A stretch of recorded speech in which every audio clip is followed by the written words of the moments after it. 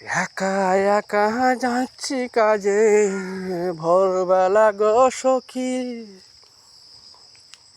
তুমি যদি টাইম পাও গো এসো চলো কাজে। দুজন মিলে কাজ করিব এই না মাঠের দিকে, দুজন মিলে কাজ করিব এই না মাঠের দিকে। তুমি যদি থাকো বসে একলা বাড়িতে, চলো বন্ধু ঘুরে আসি মাঠের কাজ করে। দুজন মিলে পীড়িত হবে, দুজন মিলে পীড়িত হবে কাজের মধ্যে।